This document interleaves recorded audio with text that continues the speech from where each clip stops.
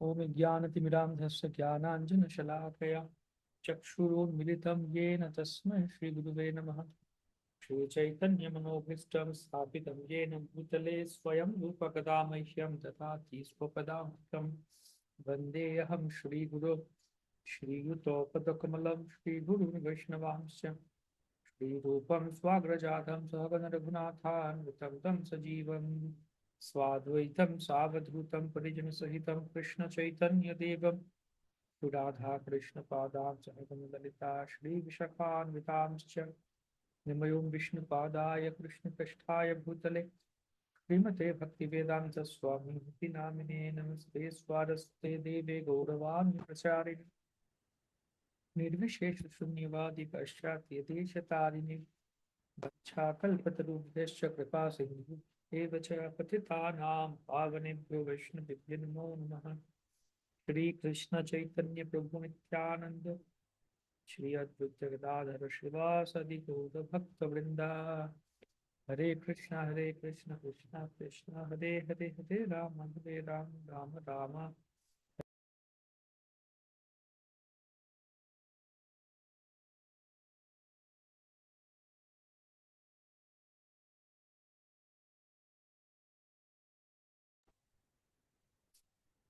हरे कृष्ण।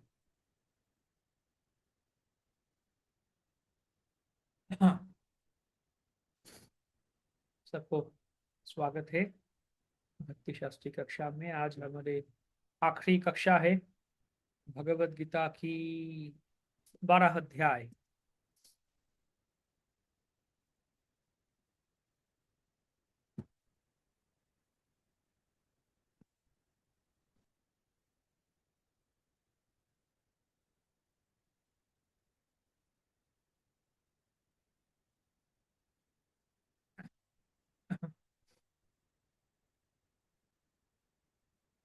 भक्ति योग।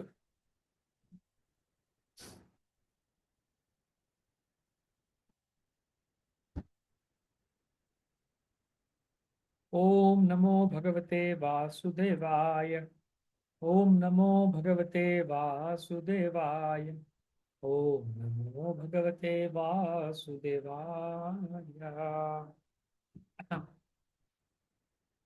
अर्जुन उवाच एवं सततयुक्ता ये भक्तास्त्वां पर्युपासते ये चाप्यक्षरमव्यक्तं तेषां के योगवित्तमाः।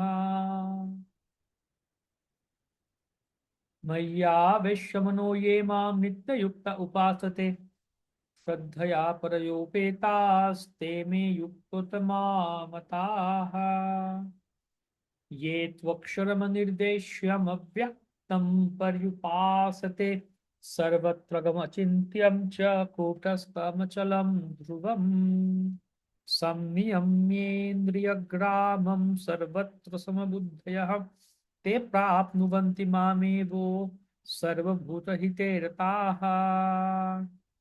क्लेशोऽधिकतरस्तेषामव्यक्तासक्तचेतसाम् अव्यक्ता हि गतिर्दुःखं देहबद्भिरवाप्यते। ये तु सर्वाणि कर्माणि मयि सन्न्यस्य मत्पराः अनन्येनैव योगेन मां ध्यायन्त उपासते तेषामहं समुद्धर्ता मृत्युसंसारसागरात् भवामि न चिरात् पार्थ मय्यावेशितचेतसाम्।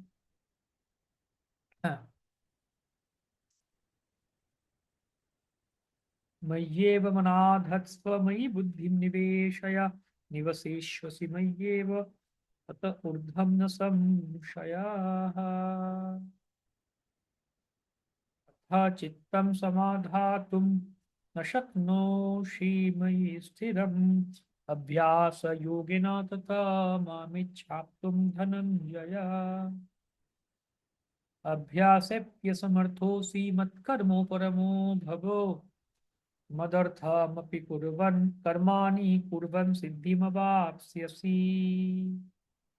अथैतदप्यशक्तोऽसि कर्तुं मद्योगमाश्रितः सर्वकर्मफलत्यागं ततः कुरु यतात्मवान्। श्रेयो हि ज्ञानमभ्यासात् ज्ञानात् श्रेयो हि ज्ञानमभ्यासात् ज्ञानात् ध्यानं विशिष्यते ध्यानात् कर्मफलत्यागस्त्यागात् शान्तिः अनन्तरम् अद्वेष्टा सर्वभूतानां मैत्रः करुण एव च निर्ममो निरहङ्कारः समदुःखसुखः क्षमी सन्तुष्टः सततं योगी यतात्मा दृढनिश्चयः मय्यर्पितमनो बुद्धिर्यो मद्भक्तः स मे प्रियः यस्मान्नोद्विजते लोको लोकान्नोद्विजते च यः हर्षामर्षभयोद्वेगे मुक्तो यस्य च मे प्रियः अनपेक्षः शुचिर्दक्ष उदासीनो गतोऽव्यतः सर्वारंभ परित्यागी यो मद्भक्तः स मे प्रियः यो न रिष्यति नो द्वेष्टि नो शोचति न कांक्षति शुभाशुभ परित्यागी भक्तिमान् यः स मे प्रियः क्षमः शत्रौ च मित्रे च तथा मानोपमानयः शीतोष्ण सुख दुःखेषु समः संग विवर्जितः तुल्यनिन्दास्तुतिर्मौनी सन्तुष्टो येन केनचित् अनिकेतः स्थिरमतिर्भक्तिमान् मे प्रियो नरः ये तु धर्मामृतमिदं यथोक्तं पर्युपासते श्रद्धाना मत्परमा भक्तास्तेतीव मे प्रियः हरे कृष्णा कृष्ण कृष्ण हरे हरे हरे राम राम राम हरे हरे हरे कृष्णा। तो भगवत गीता 12 अध्याय भक्ति योग।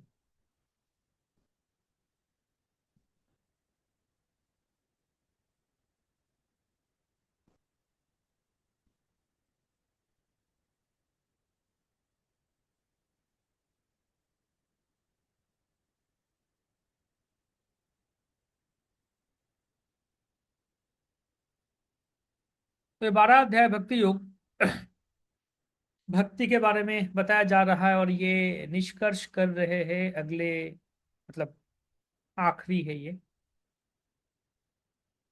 अध्याय, ये भक्ति षटक षटक की बीच का जो 6 अध्याय, जहाँ पे बताया जा रहा है कि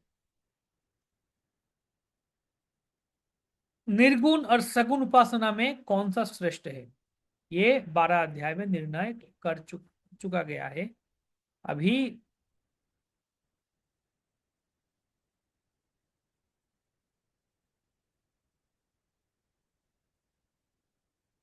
ये 12 अध्याय निर्णय किया जाएगा।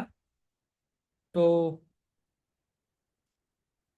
11 अध्याय तक हम देखें, खास करके 10वां और 11 अध्याय में भगवान के ऐश्वर्य बताया गया और दिखाया गया। भगवान अपने ऐश्वर्य बताए थे और दिखाए भी थे 10वीं और 11वीं अध्याय में। अभी ये सब सुन के अर्जुन के मन में ये शंका है, ये थोड़ा सा डर है, अरे भगवान की ये जो विशेष जो विभूति सुने और देखे, डर तो गए थे अर्जुन पिछले अध्याय में, देखे आप विश्व रूप देख के। तो अर्जुन फिर से अपने आप को क्लेरिफाई करना चाह रहे कि मैं जो भक्त हूं क्या वो सही है, मतलब भक्त योगी और बाकी जो तरीका है उनमें से मैं जो भक्ति कर रहा हूं, तो क्या मैं ठीक ठाक सेफ हूं। अपने आप को क्लेरिफाई कर दे कि क्या मैं सेफ जगह में हूं। हम्म, ये अपने आप को क्लेरिफाई कर रहे हैं अर्जुन। तो यहाँ पे पहला 7 श्लोक में, 1 से 7 नंबर श्लोक में क्या बताया जा रहा है कि निर्विशेषवाद से भगवत भक्ति श्रेष्ठ है। भक्ति ही भक्ति निर्विशेषवाद से श्रेष्ठ है। हम्म, ये बताया जा रहा है। और फिर 8 से 12 तक श्लोक, ये 5 श्लोक में बताया जाएगा कि भगवत भक्ति की ये जो स्तर है, प्रगति की स्तर है, ये है। और 13 से 20 नंबर श्लोक में बताया जा रहा है भगवान के जो प्रिय भक्त है उनके गुण कैसे होना चाहिए? भगवान के प्रिय भक्त है उनके क्या गुण होना चाहिए?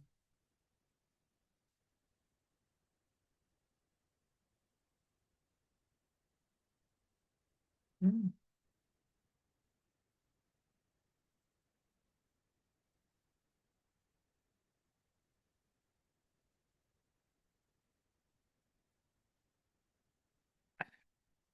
तो मत कर्म कृत मत परमो, ये सब श्लोक बताए भगवान 11 अध्याय में, 11 का 55 नंबर श्लोक है। और कौनतेय प्रति जानी ही, ऐसे श्लोक बताए थे 9 अध्याय में, जहाँ पे भक्ति का श्रेष्ठता, कैसे भगवान के भक्ति और भक्त का श्रेष्ठता बताया गया था।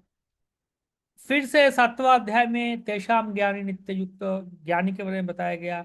चौथे अध्याय में ज्ञान सर्वम ज्ञान प्रवृत्ति, वैसे श्लोक बता के ज्ञान की श्रेष्ठता बताया गया है। तो ये सब सुन के अभी अर्जुन थोड़ा फिर से कंपेयर करना चाह रहे हैं। हाँ, या फिर अर्जुन से पूछ रहे कि हे कृष्णा, अब तक आप जो हमें बताए हो, मुझे बताए हो कि जितना सारा उपदेश दिए हो, उसमें से मुझे ये पता चला कि योगी दो तरीका का है। अर्थात एक प्रकार का योगी है जो सारे शारीरिक और सामाजिक सारे कर्म अ, अनन्य भक्ति का अधीन में आके न- निर्मल भक्ति के द्वारा उपासना करते हैं आपका। सारे जो शारीरिक सामाजिक जो जो है ये अनन्य भक्ति के अधीन में करते हैं, मतलब भक्ति उनके लिए मूल है। और दूसरे एक प्रकार के योगी है जो शारीरिक सामाजिक सारे कर्मों को निष्काम कर्म योग द्वारा आवश्यकता अनुसार स्वीकार करके अक्षर अव्यक्त स्वरूप रूप का उपासना करते हैं। मतलब मने, अव्यक्तवादी, निराकारवादी है। ये पाउच को बंद करके जा। हरे कृष्णा। इनके माइक ऑन है, माइक बंद कीजिए।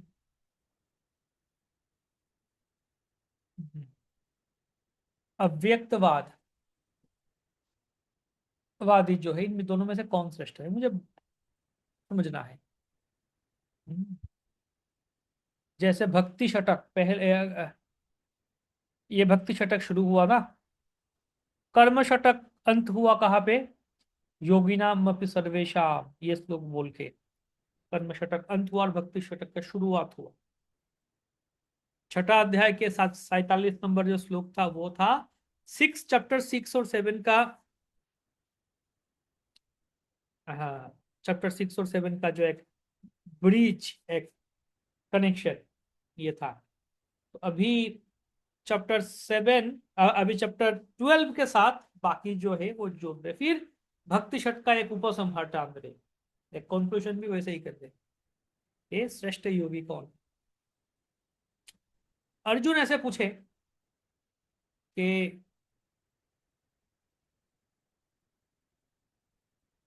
वैसे ही निरंतर भक्ति में युक्त होकर जिस जो भक्त है, जो आपका आराधना पूजा करते हैं, अव्याक्त ब्रह्म का उपासना करते हैं, जो उनमें से श्रेष्ठ योगी कौन है? फिर दो तरीके का योगी है। एक है भक्ति योगी, जो निरंतर भक्ति युक्त होकर आपके आराधना भक्ति में आपका आराधना करते हैं, जो भक्त है। और दूसरा तरीका के है जो अव्यक्त ब्रह्म का उपासना करते हैं। दोनों में से श्रेष्ठ कौन है? श्रेष्ठ योगी कौन है? तो बताए, ऐसे पूछा गया सवाल, अभी दूसरे श्लोक से उत्तर दिया जा रहा है, भगवान उत्तर दे रहे हैं कि मेरे भक्त ही श्रेष्ठ है। हम्म, श्री भगवान बताए कि जो उनके मन मेरे प्रति निविष्ट करते हैं और अटल श्रद्धा लेकर सदा मेरा सेवा पूजा करने वाले लोग हैं, वही मेरा भक्त है, वही श्रेष्ठ योगी है।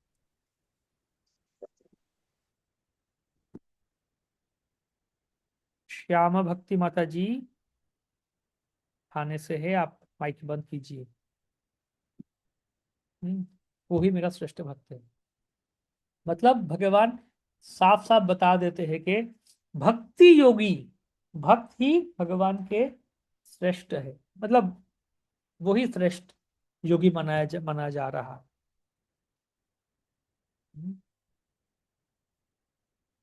वही श्रेष्ठ योगी है, असली योगी है, जो भक्ति के द्वारा भगवान का सेवा पूजा करता है। तो अभी अर्जुन फिर सवाल पूछ रहे हैं, तो फिर क्या बाकी लोग आपके मतलब बाकी लोग श्रेष्ठ नहीं है, अच्छे नहीं है? उत्तर में भगवान 3 और 4 नंबर श्लोक में बता रहे हैं कि नहीं, निर्विशेष उपासना का तरीका क्या है और फल क्या है। निर्विशेष जो पूजा तरीका है उसका फल क्या है, वो बता रहे हैं।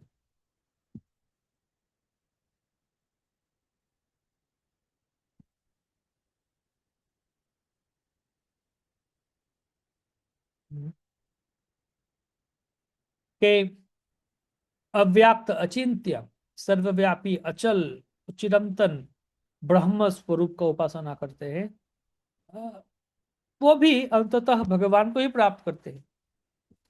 उनके देह मन विशुद्ध होता है, सर्वभूत में कल्याण, सर्वभूत में सबका कल्याण में उनका मन स्थित रहता है, अपरिमेय आत्म तत्व में स्थित होता है। तो अभी इस निर्विशेष उपासना उसका उसका अगेंस्ट में फिर अर्जुन सवाल पूछ सकते हैं फिर कि यदि ये निर्विशेष उपासक जो है वो भी आपको प्राप्त करते हैं, मतलब जो अव्यक्तवादी है वो भी आपको ही प्राप्त करता है, तो फिर ये जो सविशेष या फिर साकारवादी है उनका श्रेष्ठता कहाँ? आई होप आपको समझ में आ रहा है मेरा बात, क्या बात चल रहा है यहाँ पे। पहले तो अर्जुन ने सवाल पूछा कि निराकारवादी और साकारवादी में कौन श्रेष्ठ है, पहला श्लोक में, और भगवान ने उत्तर दिया दूसरे श्लोक में कि साकारवादी जो मेरा भक्त है वो श्रेष्ठ है। तो फिर अर्जुन ने सवाल पूछा तो फिर बाकी निराकारवादी लोग श्रेष्ठ नहीं है?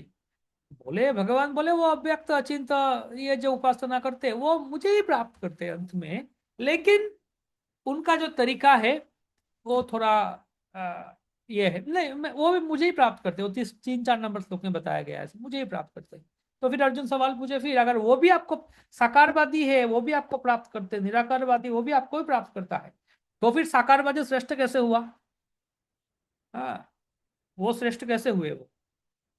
तो बता रहे भगवान कि जो निराकारवादी है ना उनका जो तरीका है, उनका जो साधना का तरीका है, मैं मुझ में मन स्थिर करना ये सब, वो बहुत कष्ट साध्य है, बहुत बहुत कठिन है। बहुत ही austere है, बहुत ही कठिन। हम्म, जो देहधारी जीव है उनके लिए ये पथ बहुत ज्यादा दुखदायक है, जीवों के लिए बहुत दुखदायक, बहुत ही क्लेशोधिक तरस्तेषा। क्लेश, क्लेश कर बहुत है, क्लेश बहुत है इसमें।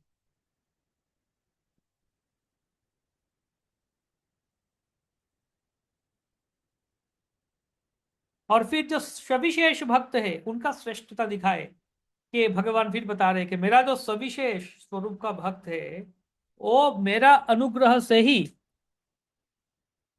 सिद्धि प्राप्त करते हैं।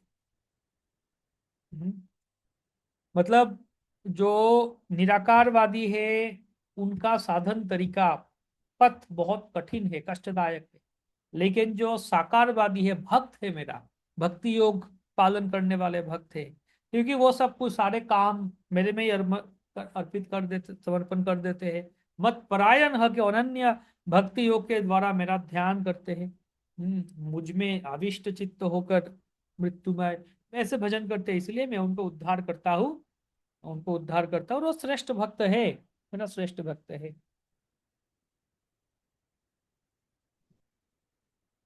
मैं उनको उद्धार करता हूँ।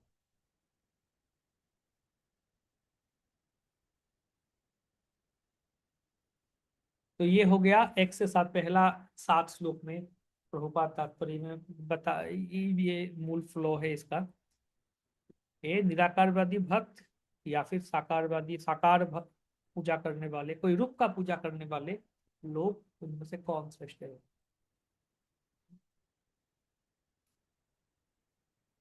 इतना सुंदर भगवान के रूप है, सच्चिदानंद विग्रह, ईश्वर परम कृष्ण सच्चिदानंद विग्रह। हाँ,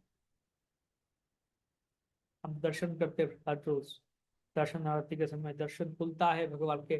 भक्त सब उत्सुकता से अपेक्षा करते हैं कब दर्शन दरवाजा खुलेगा। मंदिर में जाते दर्शन के लिए अपेक्षा करते हैं, कब दर्शन खुलेगा, कब खोलेगा, अपेक्षा करते हैं।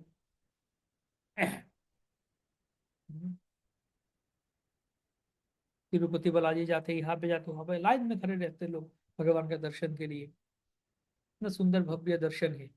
लेकिन जो निराकारवादी है उनके लिए कुछ दर्शन के बात है ही नहीं, है ना। जो भक्त है भगवान को दर्शन देखिए भक्त जो है उनको भगवान को दर्शन करने के लिए दूर दूर से आते हैं भक्त, जाते हैं। मैं उधर गया था डाकोर, गुजरात में द्वारका है, डाकोर है। तो डाकोर में वहां पे कुछ कुछ लोग बहुत दूर दूर से अभी भी है, वो चल के आते हैं। उनका एक तरीका है, एक परंपरा है, वो चल के भगवान को दर्शन करने के लिए आते हैं। तो मैं जब गया था वहां पे वैसे आए थे, गांव से लोग आए थे।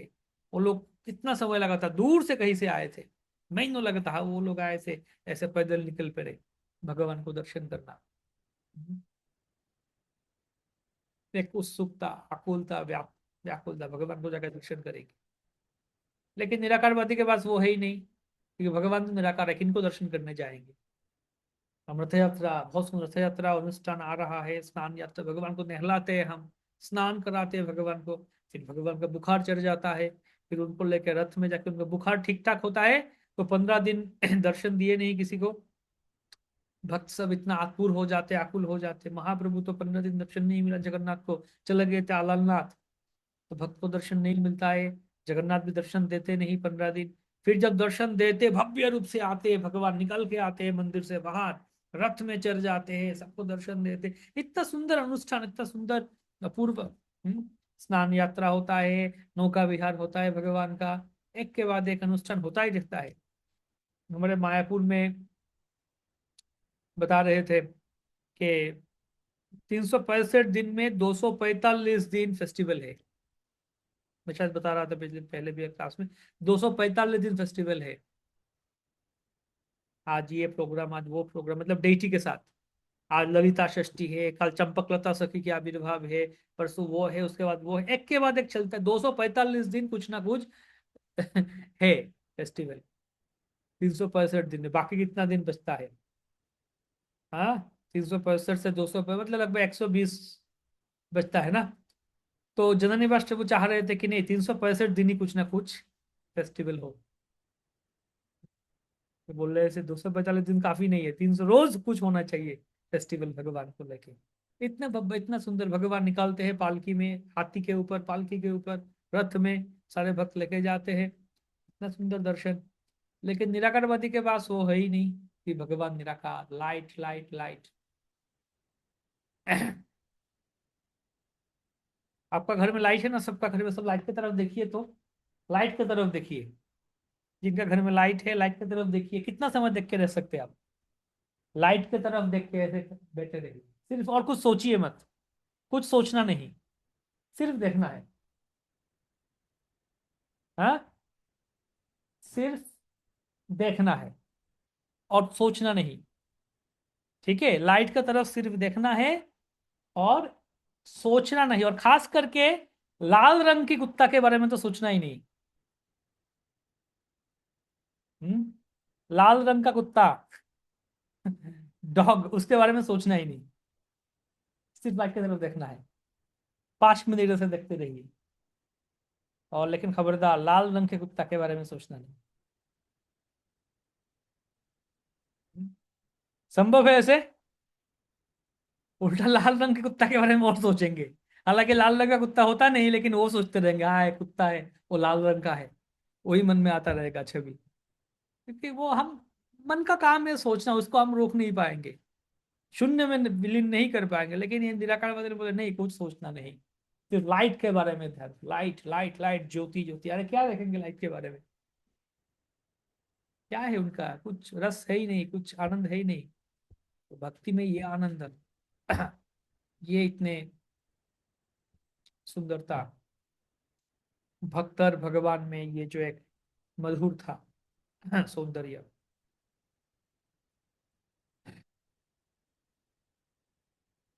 हम्म,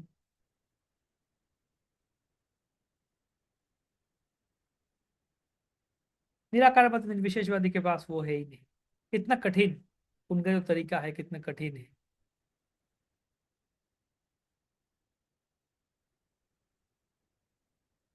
तात्पर्य में प्रभुपाद ये निराकारवाद के बारे में बता रहे हैं। तो निराकारवाद, निर्विशेषवाद जो है, ये अभी है, ठीक है। निराकार निर्विशेष बोल रहे हैं भगवान को, तो वो लोग बच्चे हैं, मतलब छोटे बच्चे को क्या सिखाते हैं हम?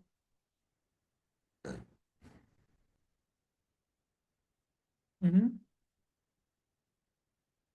छोटे बच्चा, जैसे मेरा लड़का, छोटा लड़का है, छोटा बच्चा, 1.5 साल है उम्र उसका। तो उसको दिखाएंगे, पूछेंगे तो ये कौन है? वो बोलेंगे बाबा। वो कौन है? माँ। बाबा कौन है? ये है। फिर पूछेंगे बाबा का नाम क्या है, या ये कौन है? बाबा ही बोलेगा। दूसरा कुछ नहीं बोल पाएगा वो। हाँ, दूसरा कुछ नहीं बोल पाएगा, बाबा उसके लिए, बाबा बाबा बस। लेकिन जब और थोड़ा बड़ा होगा, हम्म और कुछ समझ जाएगा और बड़ा होगा, तो बोलना सीखेगा। तो पूछे, बोला जाएगा ये कौन है? बाबा है। नाम क्या है? ये है नाम। ओके, और थोड़ा बड़ा होगा, 10 साल, 15 साल, 18 साल हो जाएगा, तब पूछे ये कौन है? मेरा बाबा है। क्या नाम है? ये नाम है। क्या करते? ये करते उनका। और क्या पसंद है? मतलब पूरा कुंडली खोल के बोल सकता है वो, है ना? तो वैसे ही जो छोटे बच्चे हैं अध्यात्म जगत में, उनको निराकार, भगवान तो निराकार है, क्योंकि वो देख नहीं पाते उसके आगे। ब्रह्म परमात्मा भगवान, ये ब्रह्म ज्योति के आगे वो देख नहीं पाते, उनके लिए निराकार थी। उसके बाद जो परमात्मावादी और थोड़ा बड़ा होते हैं, हाँ भगवान परमात्मा, उसके बाद भगवान स्वयं भगवान के रूप में तब जाके आते हैं, बस समझ में आता है वो। तो एक बार ये जो स्वाद जैसे बताया गया, देखिए यहाँ पे भी देखिए, ये श्लोक सुन दो, 7 नंबर श्लोक का तात्पर्य में, भक्त क्यों भाग्यवान है, भाग्यशाली है, बता रहे हैं कि भगवान कैसे भक्त को लेके जाते हैं। बता रहे हैं बराह पुराण के श्लोक। नयामि परमं स्थानम अर्चिरादि गतिम विना गरुड़ स्कंदम आरोप्य यथेच्छम अनिवार्यतः, के भक्त को आध्यात्मिक जगत में जाने के लिए कोई अष्टांग योग वगैरह का अनुशीलन करने का जरूरत नहीं होता। भगवान भक्त को खुद ही अपराकृत आध्यात्मिक जगत में ले जाते हैं। नयामि गरुड़ स्कंदम आरोप्य यथेच्छम अनिवार्यता। गरुड़ का स्कंद में बिठा के लेके जाते, यथेच्छा मतलब आराम से लेके जाते। माता पिता जैसे बच्चों का ख्याल रखते हैं हमेशा, हमेशा टेंशन रहते बच्चा क्या कर रहा है क्या नहीं, हमेशा नजर देते हैं और बच्चों को प्रोटेक्ट करते हैं, ख्याल ध्यान रखते हैं। वैसे ही भक्त को भगवान प्रोटेक्ट करते हैं, ध्यान करते हैं। भगवान गरुड़ का स्कंद में, पीठ कंधे में चढ़ा के भक्त को उनके पास लेके जाते हैं। कोई कितना भी स्विमर हो, एक्सपर्ट स्विमर हो, तैरने वाला हो, और 100 प्रचेष्टा चेष्टा भी कर ले क्यों ना, खुद को रक्षा नहीं कर पाता। लेकिन अगर आप कितना भी एक्सपर्ट स्विमर हो, समुद्र में अगर गिर गया, बीच समुद्र में गिर गया, तो क्या आप अपने खुद का बल पर, दम पर स्विमिंग करके आप निकल पाएंगे अपने आप को समुद्र से? नहीं। अगर दूसरा कोई आके हेलीकॉप्टर लेके या फिर जहाज लेके आके उठाया, तो फिर क्या कर पाएगा, या फिर कुछ होगा, वरना नहीं, है ना? तो खुद का दम पे तो नहीं कर पाएंगे, ये एक सिद्धांत ये है। लेकिन पॉइंट है, एक बार भी अगर किसी का मन में भक्ति का, भक्ति ऐसे है, थोड़ा सा भी भक्ति का जो रस मिल जाता है, तो वो भूलेगा नहीं कभी। हो सकता है भक्ति छोड़ के चला जाएगा, हो भी सकता है, कभी कभी देखते हैं कोई आके फिर चला जाता है, लेकिन वो भक्ति का रस भूले मतलब फिर कभी ना कभी आएगा। ये जन्म में ना हो, फिर अगले जन्म में आएगा, कभी ना कुछ माध्यम में फिर आएगा। कुछ तो सेवा किया, कुछ तो भक्ति किया, एक माला तो जप किया, कुछ दर्शन किया, कुछ चरणामृत लिया, कुछ तो आरती दर्शन किया, कुछ तो किया, फूल का भगवान के चरण में अर्पित पुष्प का ध्यान ग्रहण लिया, तो उसका फल से फिर आएगा। भक्ति हो सकता है वो बहुत जन्म लगेगा, लेकिन भक्ति का जो स्वाद एक बार मिलता है, भक्ति का कृपा एक बार मिलता है, फिर आता ही है।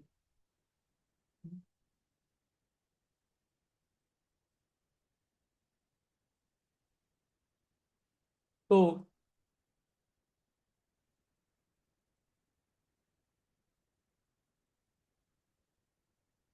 ये वही या वही साधन संपत्ति पुरुषार्थ चतुष्टये तया विना तदाप्नोति नरो नारायणाश्रय के सकाम कर्म जो है, या फिर उसका जो अलग अलग तरीका है, उस तरीका में ना जाके, व्रत में ना जाके, मनोधर्म जो ज्ञान है, वो ज्ञान का भी अनुशीलन ना करके, भक्ति योग में भगवान का सेवा करके ही सब रकम, हर तरीका का धर्माचरण, दान, ध्यान, यज्ञ, तपश्चर्या, योग आदि समस्त फल मिल सकता है। या वही साधन संपत्ति पुरुषार्थ चतुष्टय, पुरुषार्थ क्या है, धर्म अर्थ काम मोक्ष, या जो भी पुरुषार्थ हो, उसका जो साधन या बाकी जो तरीका हो, उसका साधन संपत्ति जो भी हो, ये सब कुछ तया बिना तदाप मतलब किए बिना मिल सकता है। मतलब बात ऐसे हो गया ना, कि मेहनत किए बिना कैसे करोड़पति बन सकते। मुझे करोड़पति बनना है, फिर मेहनत भी नहीं करना है, मेहनत किए बिना मुझे करोड़पति बनने का तरीका सिखाओ, दिखाओ। या फिर पानी में उतारने बिना, या पानी में जाने, पानी में जा बिना जाके तैरना सीखने का तरीका बताओ। कोई पूछ सकता है? हाँ, तैरना सीख गया, तो मैं बिना मेहनत के करोड़पति कैसे बन सकते? तो यहाँ पे बता रहे हैं, बिना साधन किए साधन संपत्ति जो दान, ध्यान, यज्ञ का फल कैसे मिल सकता है? भक्ति, एकमात्र भक्ति वैसे ही है। ऐसे बोला जाए वो तो अवास्तव है, कि पानी में बिना उतरे बिना कैसे समझ तैरना कैसे सीखेंगे। पानी में बिना जाए तैरना कैसे, संभव नहीं है। तो वैसे ही बात है, अरे कोई जप तप या दान ध्यान ये सब किए नहीं और फल मिल गया, हाँ, तो भक्ति ऐसे ही है कि ये this is out of syllabus, out of box. भक्ति ऐसे है, नॉर्मली एक सिलेबस है, उसके अनुसार पढ़ो, एग्जाम में आएगा, लेकिन ये आउट ऑफ सिलेबस आ गया, मतलब ये भक्ति is just out of the world. Is कोई भक्ति का जो विचारधारा है, भक्ति का जो कैलकुलेशन है, वो कोई भी समझ नहीं पाएगा। हाँ, नॉर्मली क्या है कि भैया ये अशुभ है, लेकिन भक्ति के दृष्टिकोण से यही शुभ है। हाँ, नॉर्मली क्या बोलते हैं, अधिक मास चल रहा है, मल मास, अधिक मास चल रहा है। अधिक मास क्या है कि भैया ये 12 महीना के अंदर नहीं है, 12 महीने के बाहर है ये अधिक मास। और इसलिए ये पवित्र नहीं है, क्योंकि इस महीने में कोई तिथि नहीं है, कोई मतलब कोई पुण्य तिथि नहीं है, कोई कोई संस्कार वगैरह ये सब नहीं होता इस महीना में। हम्म? ये मल मास, मल बोलते हैं ना, मल मतलब दोष, और अमल मतलब जिसमें दोष नहीं, अमल पुराण, भागवत अमल पुराण, भागवत में कोई दोष नहीं, अमल पुराण। मल मतलब दोष, तो इसको मल मास कहा जाता है, मल, क्योंकि इसमें दोष है, ये महीना खराब। इसलिए जो स्मार्ट लोग है ना, वो बोलते हैं कि इस महीने में कोई अच्छे कार्य ना करो, कोई पवित्र या पुण्य कार्य ना करो, या कोई भी शुभ कार्य जो होता है करना है, शादी विवाह है जो भी हो, ये सब ये महीने में मत करो। गृह प्रवेश हो, ये जो भी, इस महीने में मत करो, ये सब ये नहीं है ये महीना शुभ नहीं है, ये उनका विचार है। लेकिन भक्ति का दृष्टिकोण से नहीं, यही सबसे पवित्र महीना है, दामोदर महीना से भी ज्यादा महत्वशाली कहा जा रहा है। कि भगवान ने कहा कि इस पुरुषोत्तम महीना का, भगवान ने खुद का नाम दे दिया पुरुषोत्तम इस महीने को, और बोल दिया जो इस महीने में मेरा भजन करेगा, मेरा भक्ति करेगा, मुझे प्राप्त करेगा, पुरुषोत्तम महीना।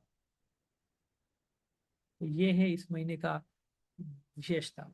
ग्रहण, ग्रहण का समय अपवित्र माना जाता है, अरे ग्रहण हो गया, अपवित्र समय है। लेकिन ग्रहण के समय सब लोग हरिनाम कर रहे थे। इस अपवित्र समय से बचने के लिए हरिनाम कर रहे थे। तो महाप्रभु ने क्या सोचा, रहे यही सबसे पवित्र समय है जब मैं आ सकता हूँ।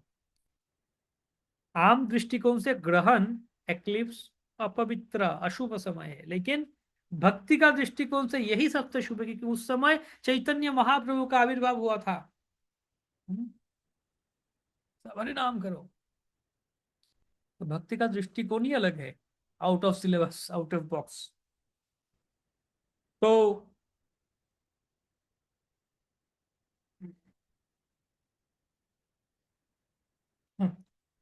एक कथा है श्री वैष्णव संप्रदाय के एक आचार्य की कथा है।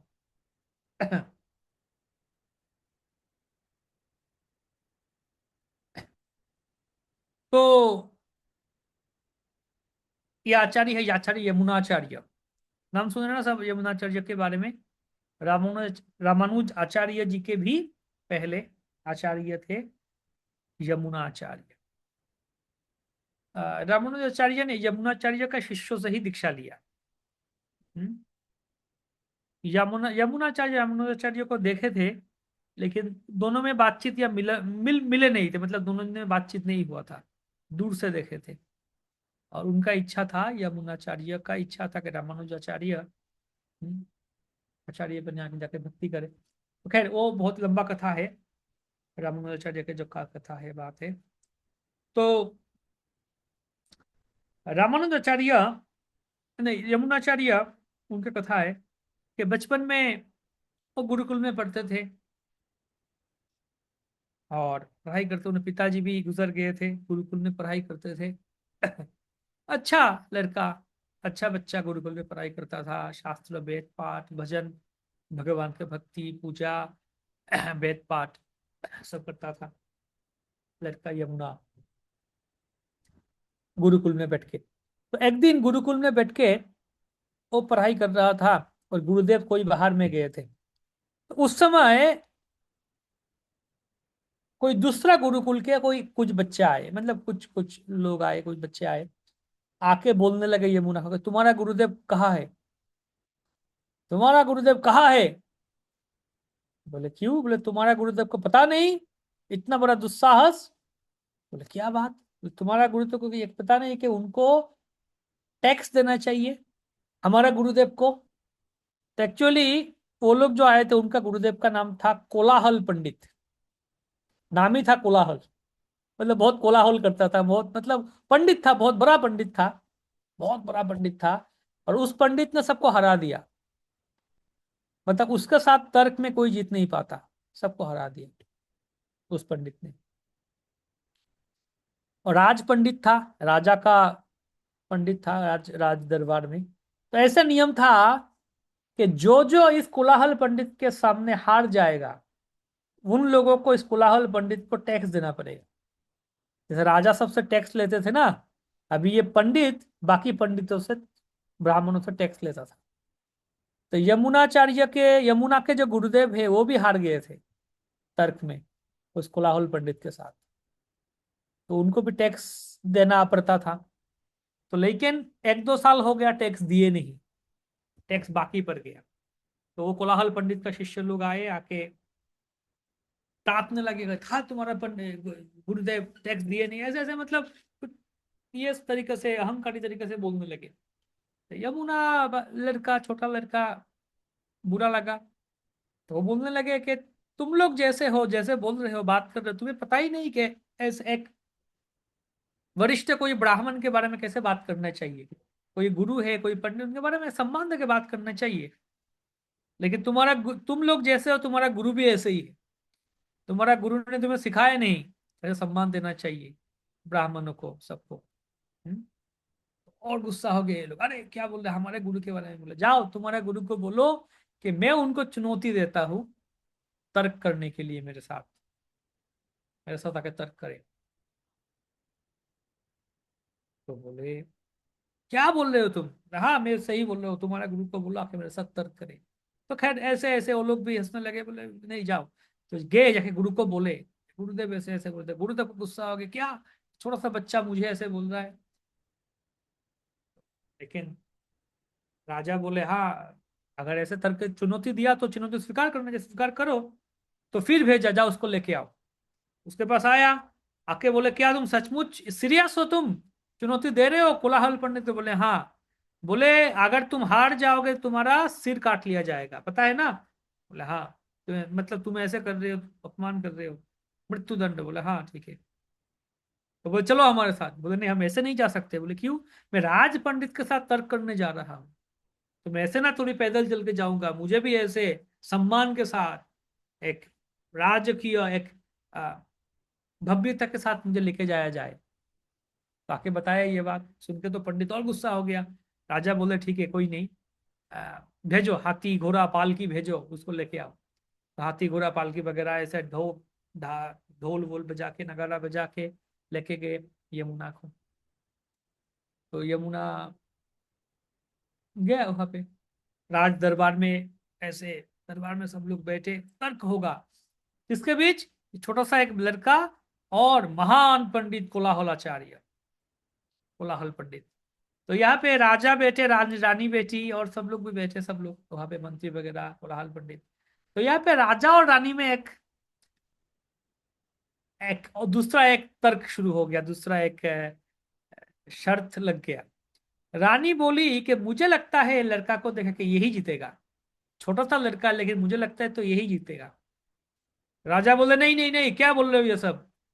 हाँ, ये कोलाहल पंडित इतना बड़ा पंडित है, सबके इतना बड़े बड़े, इस लड़का का गुरु को हरा दिया, और ये लड़का कैसे जीतेगा?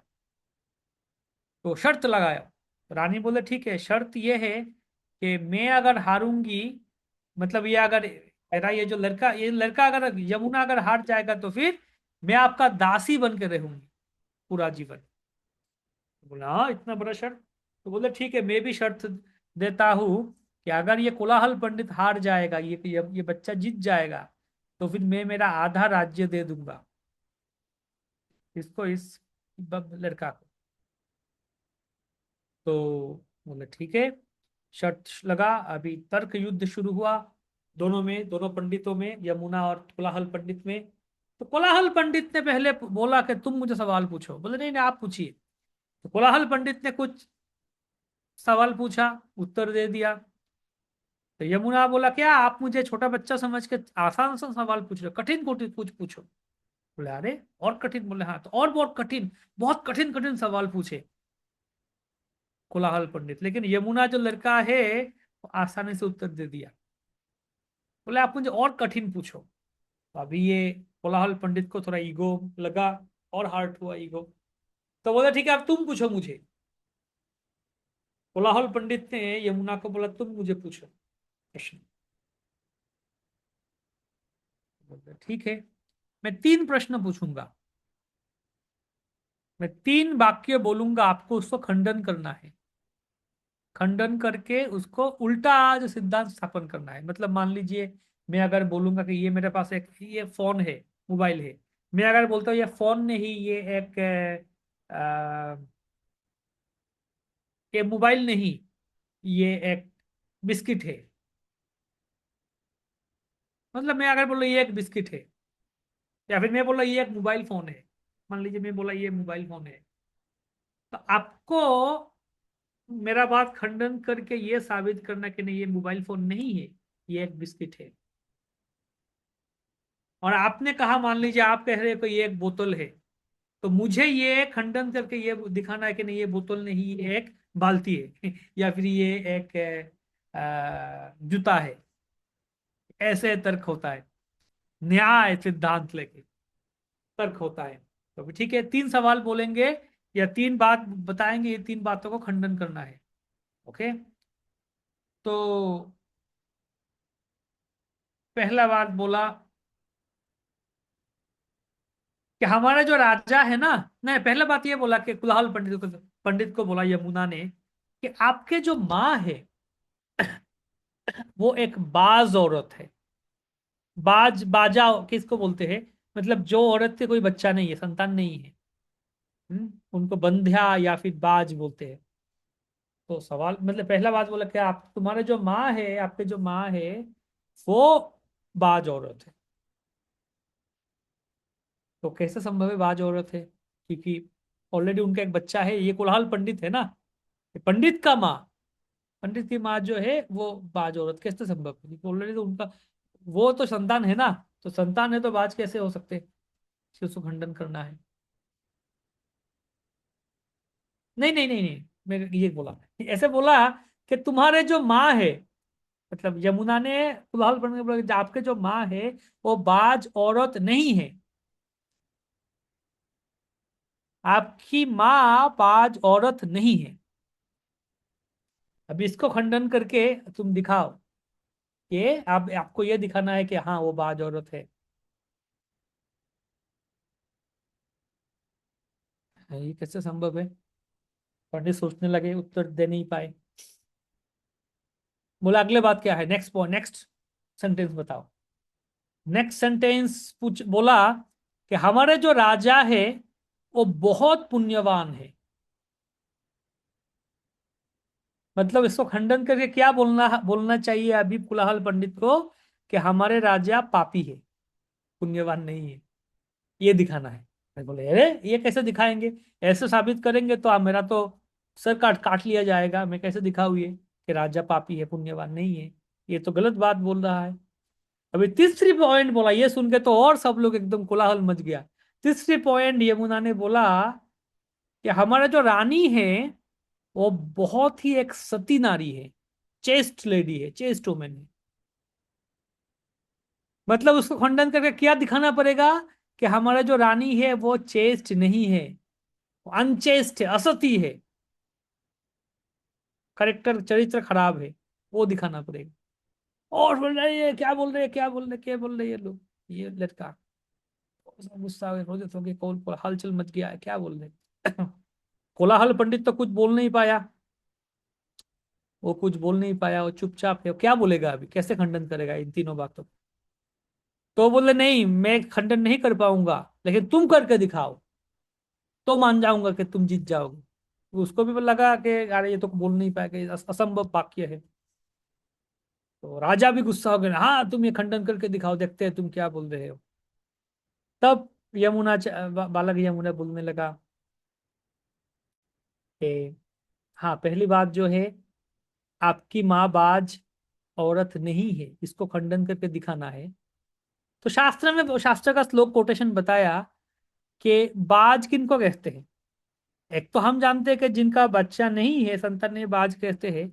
लेकिन ये भी कहा गया कि जिनका सिर्फ एक ही संतान है वो औरत भी बांझी है, ये भी शास्त्र में वर्णन है। तो वो दिखाते कि, और ये जो कोलाहल पंडित का सिर्फ वो एक ही थे, उसका कोई भाई बहन नहीं था, तो मतलब साबित हो गया कि तुम्हारा माता भी बांझ है। हालांकि वो बांझ नहीं थी, लेकिन उसको दूसरे तरीके से वो दिखाया गया। हम्म, ओके। दूसरी पॉइंट, हमारे राजा पुण्यवान है, उसको खंडन करना है।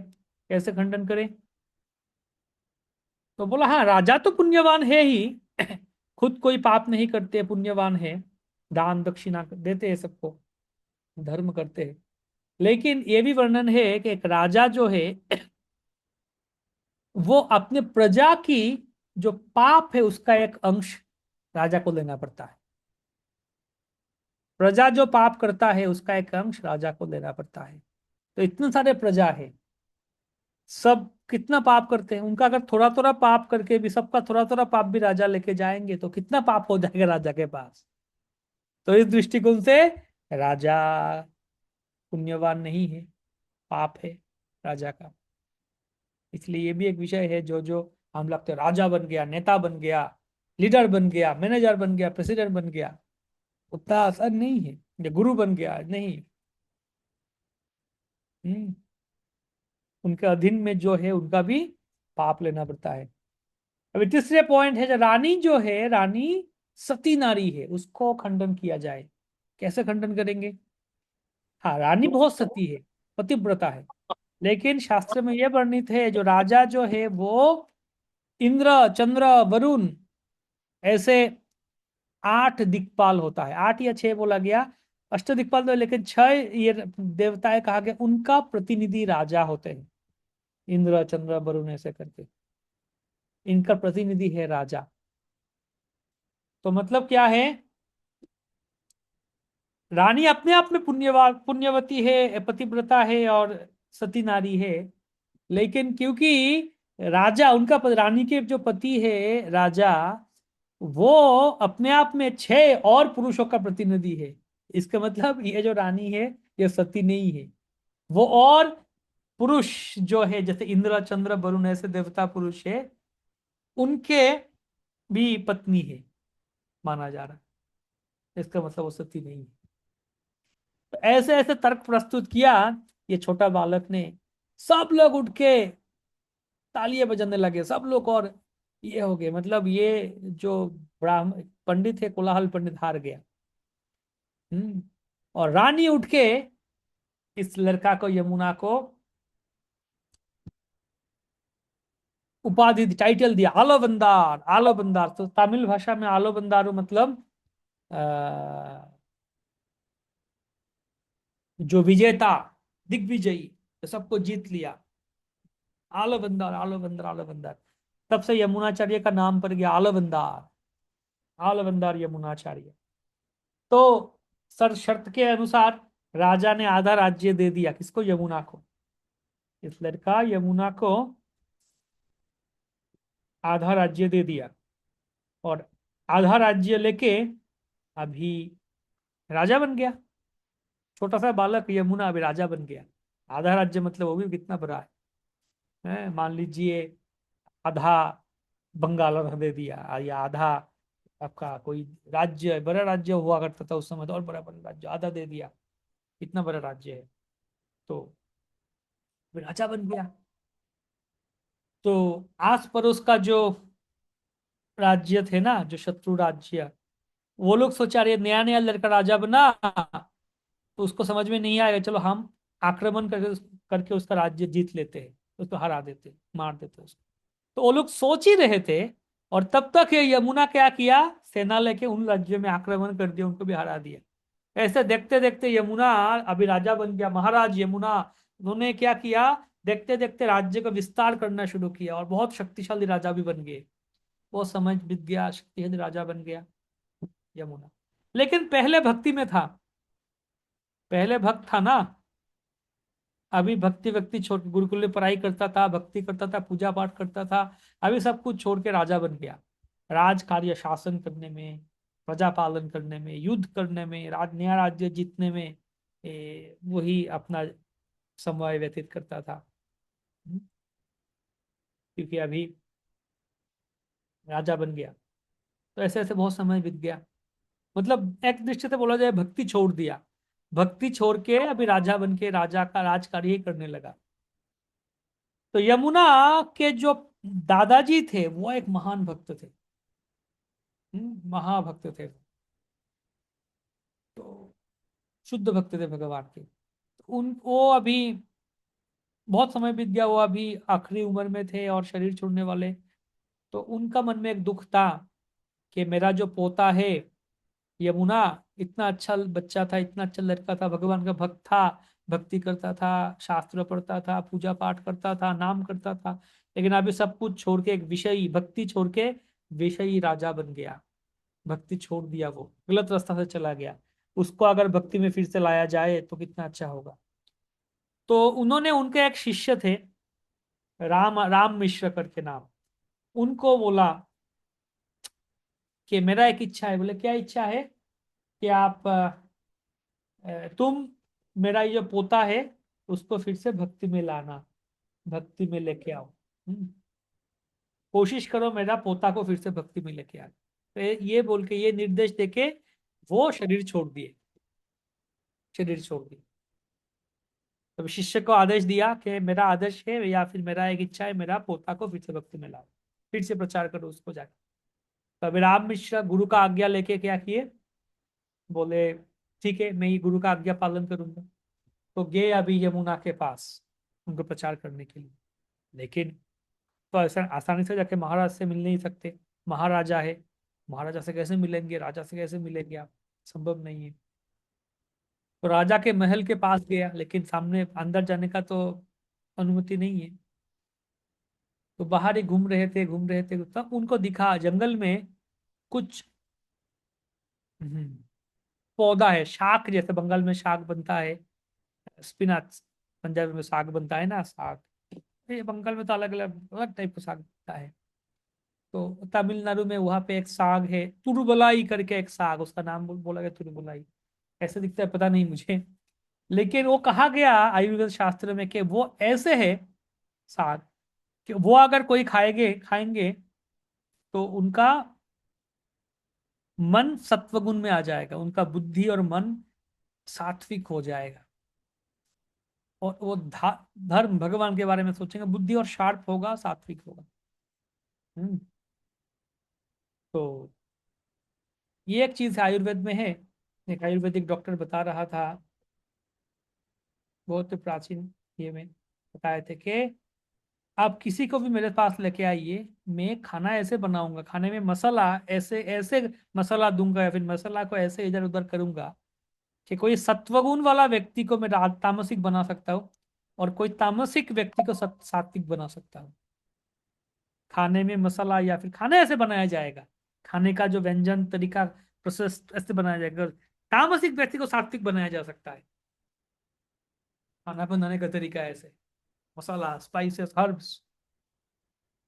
तो उनको दिखा वो तुरबलाई, वो जो सब्जी है, साग है, तो उन्होंने वो लिया, राम मिश्र ने वो तोड़ के लाया कुछ पत्ता, और लेके चला गया राजमहल का जो रसोई है, जैसे जैसे उनके पास पहुंच गया, उनको जाके बोला कि ये देखिए तुरबलाई मिला मुझे, ये आप महाराज को बना के खिलाइए, और ये खिलाएंगे तो राजा महाराज का बुद्धि और शार्प होगा, और बहुत ही तीक्ष्ण होगा, और बहुत ही अच्छा होगा, उनके लिए अच्छा है ये। वो भगवान का मतलब वो उनको ये साथ है। तो रसोई को भी पता था ये बात कि हाँ ये तुरबलाई बहुत अच्छा है, ये खिलाना चाहिए, खाना चाहिए। तो उन्होंने वो बनाया, साग बनाया, बना के राजा को खिलाया, राजा को अच्छा लगा। ऐसे करके रोज रोज राम मिश्र क्या करते थे, वो तुरबलाई।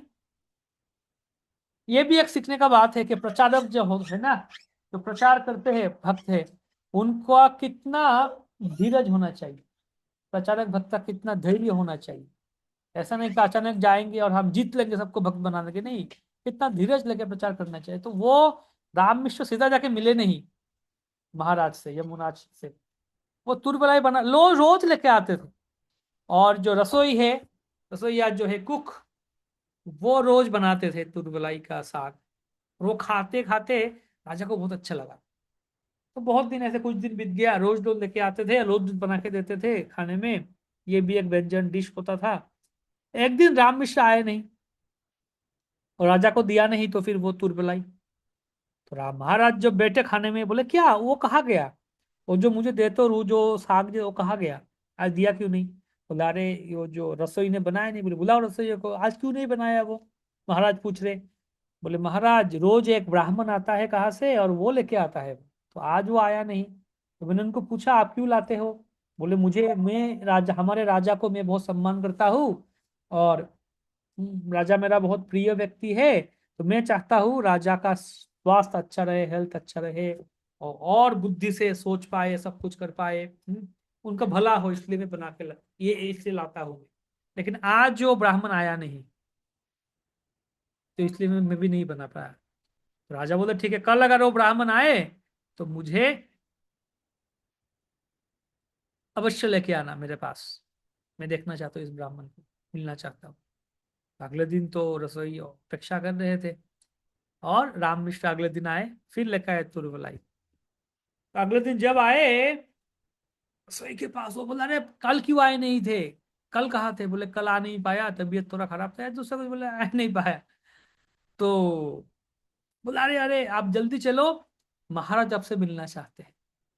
राम मिश्र को भी तो यही चाहिए था, अपेक्षा कर रहे थे इतना देर महाराज से मिलने के लिए, लेकिन मौका नहीं मिल रहा था। बोले हाँ मैं भी मिलना चाहता हूँ महाराज से। तो लेके आया महाराज के पास। तो महाराज उनको देख के, तो ब्राह्मण है, प्रणाम किया। तो वो भी बोले महाराज, ये अभिवादन किए। फिर बोले आप क्यों लेके आते, या कौन है, कहाँ से आया, कौन क्यों लेके आते मेरे लिए ये। तब वो बोले कि मैं आपके दादाजी उनके शिष्य हूँ, मेरा नाम है राम मिश्र, दादाजी का शिष्य हूँ, और आपका दादाजी आपको बहुत ही प्यार करते थे, स्नेह करते थे, तो वो शरीर छोड़ दिए हाल ही में, कुछ समय पहले। लेकिन शरीर छोड़ते छोड़ते उन्होंने आपके लिए कुछ गुप्त धन छोड़ के गया, कुछ खजाना छोड़ के गए आपके लिए। तो और मेरे ऊपर ये जिम्मेदारी दिए, वो खजाना मैं आपको दूं लाके। तो ये सुन के तो यमुना महाराज तो बहुत खुश हुए।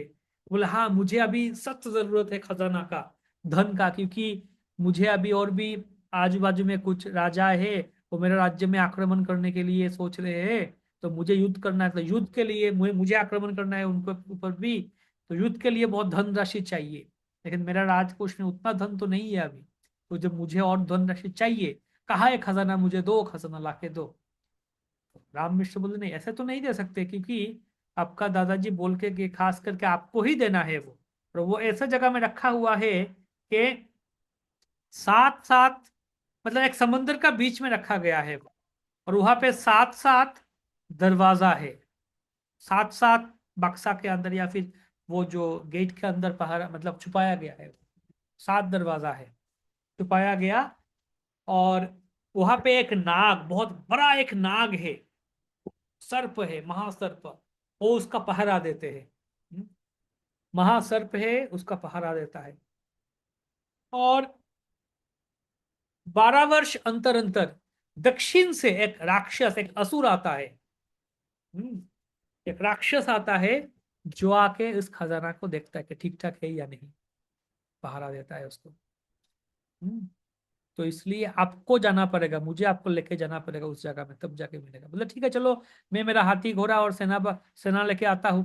बोले नहीं नहीं, शर्त ये है आपको अकेला जाना पड़ेगा वहां पे। आप किसी को नहीं लेके जा पाएंगे, सिर्फ आपको अकेला मैं लेके जाऊंगा, और किसी को नहीं। ठीक है, विश्वास किया। तो उनके बारे में मंत्री मंत्री सबको समझाया कि आप सब देखो सब कुछ, मैं आता हूँ, बोल के वो निकल पड़े। तो राम मिश्रा और यमुना महाराज दोनों निकल, चलते चलते पैदल निकल पड़े। जा रहे जा रहे जा रहे, बीच बीच में विश्राम करते थे, फिर चलते थे, फिर कहीं पे रुकते थे, विश्राम करते थे। तो जहां पे विश्राम करते, भोजन वोजन करते थे, विश्राम करते थे, तो बैठ के जब महाराज विश्राम करते थे, तब राम मिश्र भगवत गीता के श्लोक पढ़ते थे, गाते थे भगवत गीता के श्लोक। तो ऐसे और वो सुनते थे, महाराज सुनते थे, वो श्लोक पढ़ रहे। तो सुनते सुनते सुनते सुनते, वो पढ़ रहे थे, वो सुनते थे। तो पढ़ते पढ़ते जब 12 अध्याय में आए, ये मैं किस प्रसंग में बता रहा हूँ ये कहानी, कि 12 अध्याय पढ़ रहे थे राम मिश्र, और 12 अध्याय के 8वीं श्लोक आके पढ़े। 8वीं श्लोक क्या है? 8वीं श्लोक 12 अध्याय का, तो नेक्स्ट श्लोक है, मय्येव मनाधत्स्व मयि बुद्धिम निवेशय निवसिष्यसि मय्येव अत ऊर्ध्वं न संशयः। क्या है? अतएव मुझ में ही तुम्हारा मन समाहित करो, और अपने चित्त और बुद्धि मुझ पे ही अर्पण करो। और उसके लाइक, उसके कारण तुम क्या होगा तुम्हारा, कि तुम हमेशा मेरा निकट वास करोगे, निकट रहोगे। इसके बारे में कोई संदेह नहीं है। मय्येव मनाधत्स मयि बुद्धि निवेश है, तुम्हारा जो मन और बुद्धि है, मुझ पे या मुझे दे दो। मुझ में निवेश करो, निवेश निवसिष्यसि मय्येव अथ ऊर्ध्वं न संशयः, तुम मेरे पास रहोगे। तो जब ये श्लोक पढ़ा ना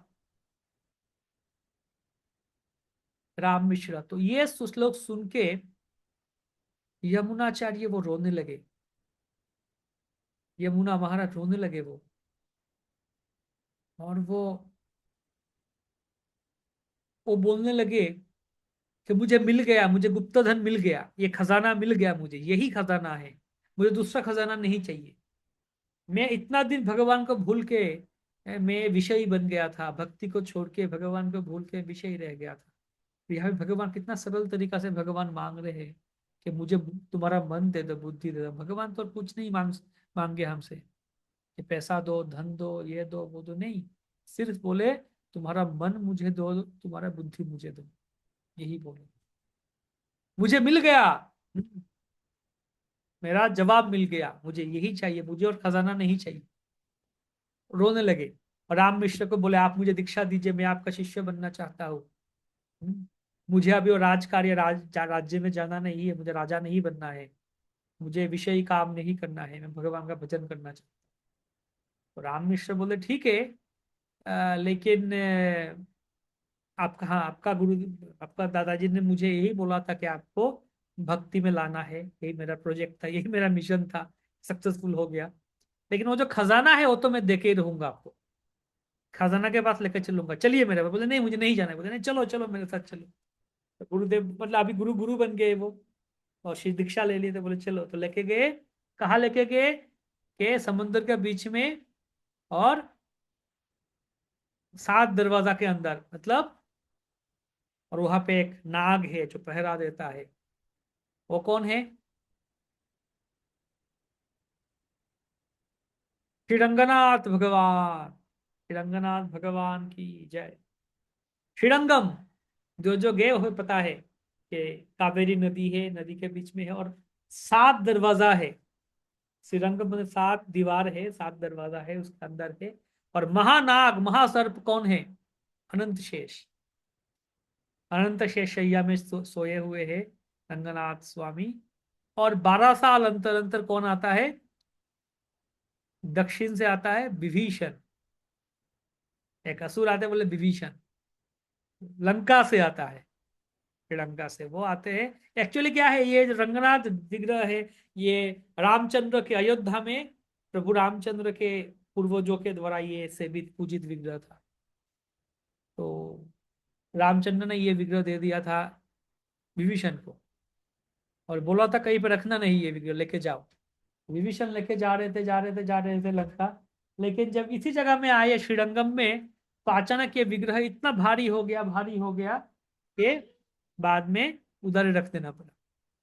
तो हर बार 12 साल में आके आके दर्शन करते हैं, हर 12 साल में आके आके दर्शन करते हैं। 1 मिनट, ये फिर आ गया, उसको मैं छोड़ के आता हूँ।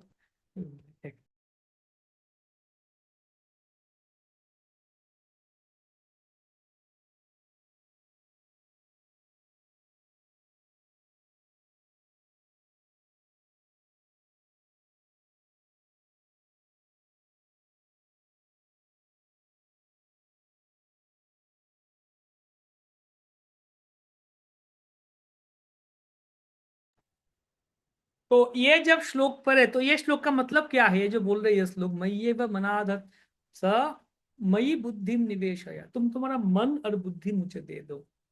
ये हाईएस्ट, यही सबसे ज्यादा, मतलब ज्यादा क्या बोले, यही एकमात्र चीज है जो हम भगवान को दे पाएंगे, हमारे मन हमारे बुद्धि। हम्म? क्योंकि दूसरा कुछ तो हमारा है नहीं ना, इंद्रिय भी हमारा नहीं है, भगवान के द्वारा ही चलता है। लेकिन मन जो है भगवान ने दिया हमें, क्योंकि स्वतंत्र जीव है ना हम, स्वतंत्र इच्छा है, कुछ भी सोच सकते हैं, कुछ भी कर सकते हैं, कुछ भी मतलब इच्छा करते हैं, स्वतंत्र इच्छा है। तो इच्छा किससे करते हैं? मन से करते हैं ना। तो भगवान ने वही मांग लिया, अब तुम्हारा मन हमें दे दे। तो मन भगवान को दे देना मतलब क्या है? हाँ मान लीजिए अभी,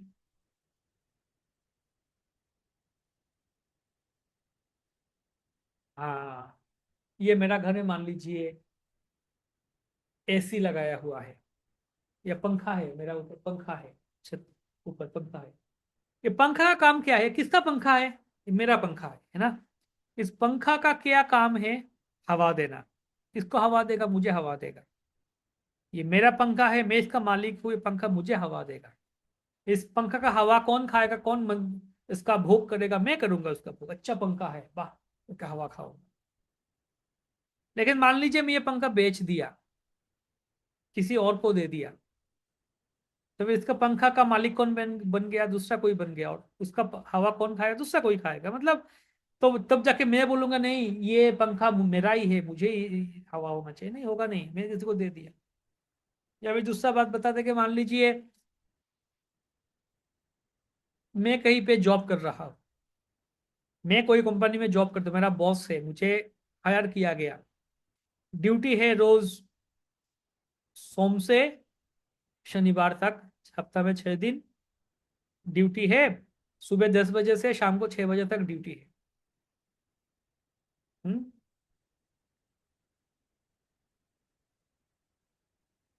ये 6 7 8 घंटा 8 घंटा ड्यूटी है मेरा, तो मुझे ड्यूटी करना है। और ड्यूटी के कारण मुझे मंथली सैलरी मिलता, तनख्वाह मिलता है कि तुम रोज ऐसे ड्यूटी करो, तुम्हारा ये काम है, और तुम्हारा काम है इधर बैठ के वॉचमैन बनना और सब कुछ देखना। मतलब मान लीजिए वॉचमैन का ड्यूटी मिला, जॉब मिला मुझे, पहरा देना, सब कुछ ठीक ठाक हो रहा है या कि नहीं, सब कुछ देखो, हर अलर्ट, सोना नहीं, सोना नहीं, दूसरा काम मतलब सतर्क रहना है हमेशा, ये ड्यूटी दिया गया। और उसके कारण मुझे पैसा भी मिलता है। तो वो मेरा बॉस है, मुझे 10 से 6 बजे तक रोज ड्यूटी है, उसके कारण मैं ड्यूटी करता हूँ, मुझे पैसा मिलता है। तो मेरा अगर ड्यूटी मतलब क्या है, वो जो समय, जो 8 घंटा समय है ना डेली, वो 8 घंटा किसका समय हो गया? वो बॉस का समय हो गया, कंपनी का हो गया सब, क्योंकि उसके अगेंस्ट में मैं पैसा लेता हूँ। तो मैंने मेरा समय बेच दिया कंपनी को। अभी ये रोज 10 से 6 बजे तक ये जो समय है कंपनी को दे दिया मैं, अभी इस समय मैं अपना काम नहीं कर पाऊंगा। मान लीजिए मैं वहां पे कंपनी का ड्यूटी का समय में मैं बैठे बैठे फोन में कोई गेम खेल रहा हूँ, या फिर कोई दूसरा बात कर रहा हूँ, तो होगा वो बॉस खुश होगा? नहीं, क्योंकि मैं तुम्हें पैसा दे रहा हूँ। हम्म? तुम पैसा ले रहे हो, तो उसका मतलब तुम्हारा ये जो 8 घंटा समय वो मेरा है, मुझे तुम्हारा यह समय मेरा काम में लगना चाहिए। इस मेरा ड्यूटी का समय में तुम बैठे बैठे गेम खेल रहे हो, हाँ, तो वो तो नहीं चलेगा, है ना? या फिर तुम गुटली मार के ऐसे पीछे से छुप के भाग के कहीं दूसरा काम करके आ रहे हो, वो तो नहीं चलेगा। तुम 6 बजे के बाद शाम को जाके गेम खेलो या कुछ भी करो तुम्हारा घर में, वो मैं नहीं देखूंगा। लेकिन ये 10 से 6 ये जो वर्क टाइम है, इसमें तुम मेरा काम करो। मतलब मेरा समय मैंने बॉस को दे दिया, मतलब ये पूरा समय बॉस का सेवा में लगना चाहिए, है ना? मेरा काम में नहीं लगेगा। हालांकि मैं, मान लीजिए मैं शॉपिंग कर रहा हूँ बैठ के अमेजोन में, या फिर मैं वहां पे दुकान में कुछ खरीद रहा हूँ या कुछ नहीं, वो ऑफिस का टाइम दिया गया मुझे। या फिर ऑफिस से गाड़ी दिया मुझे, ये गाड़ी लेके उधर जाओ, ये काम करके आओ। तो ऑफिस का गाड़ी लेके गया मैं कुछ काम करने, ऑफिस का काम करना चाहिए ना। मैं ऑफिस से गाड़ी लेके कुछ शॉपिंग करने जा रहा, घर के लिए, बाजार के लिए, या ऐसा करने जा रहा, तो वो तो नहीं चलेगा। ऑफिस का गाड़ी ऑफिस का काम में लगना चाहिए, है ना? तो भगवान को मन दे दिया मतलब क्या है? मन दे दिया उसका मतलब है ये मन अभी से भगवान के काम में लगना चाहिए, मेरा खुद का पर्सनल काम में नहीं लगना चाहिए।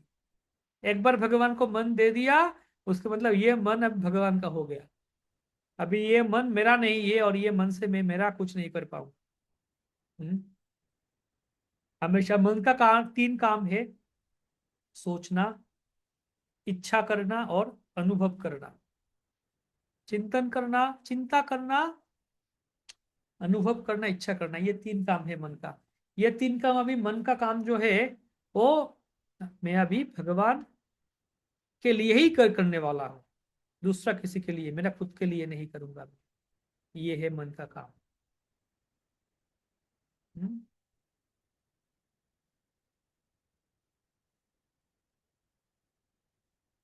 ठीक है, ये है विषय। तो भगवान क्या चाहते हैं? भगवान पैसा नहीं चाहते, धन दो नहीं, भगवान मन चाहते हैं हमारा। अभी नहीं दे पाओगे मन, तो फिर बता रहे हैं नेक्स्ट 9 नंबर श्लोक में, अगर मन नहीं दे पा रहे हो, मन बुद्धि नहीं दे पा रहे हो, तो फिर तुम क्या करो? तुम चित्त समाहित करके कर्म में अगर सक्षम ना हो, तो फिर अभ्यास योग के द्वारा मुझे प्राप्त करने का अभ्यास करो। हाँ, मन चला जाता है दूर, लेके आओ, लेके आओ फिर। अभ्यास करते रहो, अभ्यास करो, परिणाम करो। फिर मन चला जाता, फिर मन को खींच के लेके आओ। अभ्यास, एक अभ्यास, अभ्यास के द्वारा तुम मेरा भजन करो।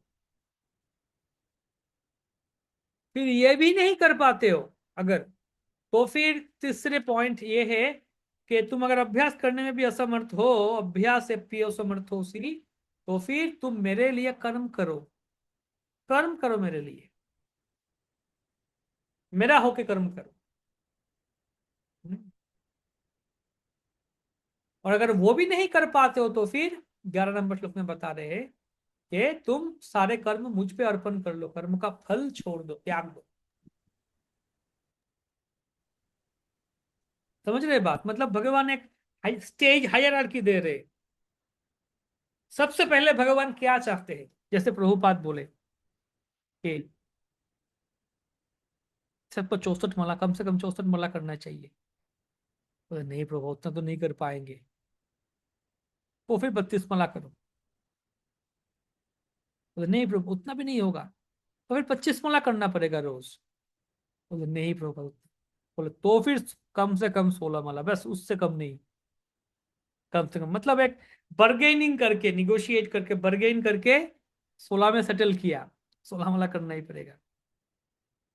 अभी अगर कोई बोला हाँ मैंने 16 माला कर लिया, देखो मैंने तो मेरा पूरा काम कर लिया, मैं कुछ भी करूँ। या फिर देखो मैं 16 माला कर लिया, तो मैं पूरा खुश कर लिया प्रभुपाद को। नहीं, प्रभुपाद चाहते थे कम से कम 64 माला करे। अगर वो आप नहीं कर पा रहे, कम से कम मिनिमम दिया हमने। 16 करो, 16 में पास हो जाओगे तुम। एग्जाम में 100 में 16 ना चाहिए। अगर 100 नहीं मिला, हाँ 35 मिलेगा तो भी पास हो जाए, पास मार्क्स 35। 35 मिलकर पास हो जाएगा। और 100 में लाना है तो और करो। तो पहला तो है शुद्ध भक्ति, मतलब तन मन धन सब कुछ भगवान को दे देना। मन भगवान को देना मतलब और सब कुछ भगवान को दे दिया।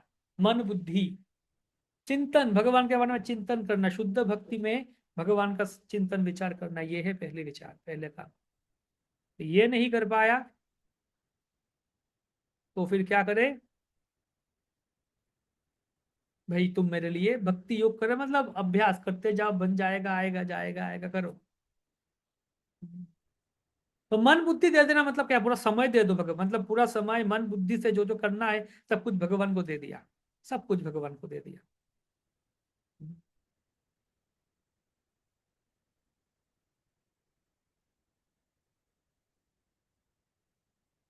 वो अगर नहीं दे पाए तो कम से कम तुम्हारा शक्ति दो भगवान को, समय शक्ति से भगवत अभ्यास का साधन करो, करते रहो। वो भी नहीं कर पा रहे हो तो ठीक है, तुम भगवान के होके कर्म करो। तुम्हारा संपत्ति भगवान को दे दो। पैसा दान करो भगवान को, मंदिर में लाके धन पैसा कमाओ और दान करो भगवान को आके। वो भी नहीं कर पाए तो अच्छा कार्य करो, पुण्य कार्य करो। हम्म, खराब कार्य मत करो, पुण्य कार्य कर्म करो और उसका फल भगवान को दे दो। अल्टीमेटली भगवान क्या चाहते? भगवान सब कुछ चाहते, मन दे दो मुझे। तो सिनेमा बॉलीवुड हॉलीवुड में गाना गाते हैं ना कि, या फिर सिनेमा बनता है ऐसे कि हमारे मन तुम्हारे पास, तुम्हारे मन मेरे पास, या फिर आप मुझे तुम्हारा मन, मैं मेरा मन तुमको दे दिया, तुम तुम्हारे मन मुझे दे दो। मेरा मन पागल है, दिल तो पागल है। तुम भी पागल हो। दिल दिल दे दो मुझे। मैंने आपको दिल दिया, आपने मुझे दिल दिया या नहीं दिया? तो दिल दे दो मुझे, दिल दे दो, मन दे दो मुझे। तो गाना में, सिनेमा में गाना बनता है और सिनेमा भी बनाते हैं ऐसे, दिल दे दो मुझे।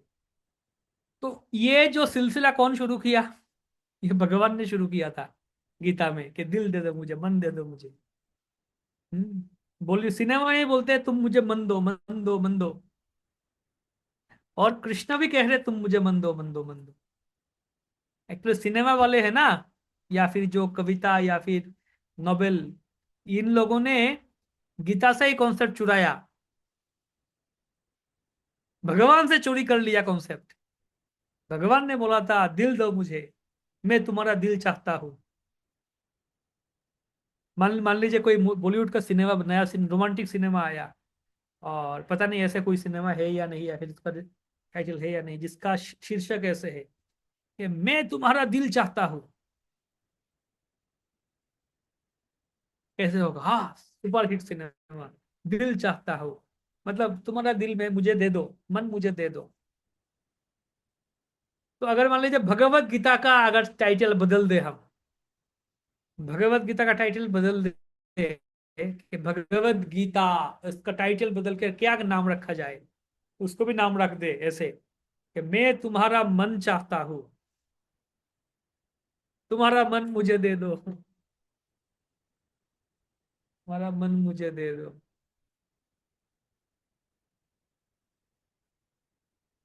है ना, कि भगवान एक, गीता का मुख्य विषय यही है। नवा अध्याय है ना, 9 चैप्टर। एक्चुअली एक लड़का बंगाली में, कुछ साल पहले का बात है, उसने एक वीडियो बनाया था। कोई बाहर का एक लड़का है, इसको उनके अगेंस्ट है, तो उसने एक वीडियो बनाया था।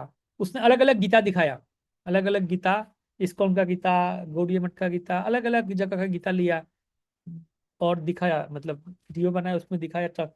एक श्लोक लिया दूसरे अध्याय के, आई थिंक 67 श्लोक और 66 नंबर श्लोक, जो कहा कहते हैं भगवान के, क्या बोलते हैं, 2.66 67 में।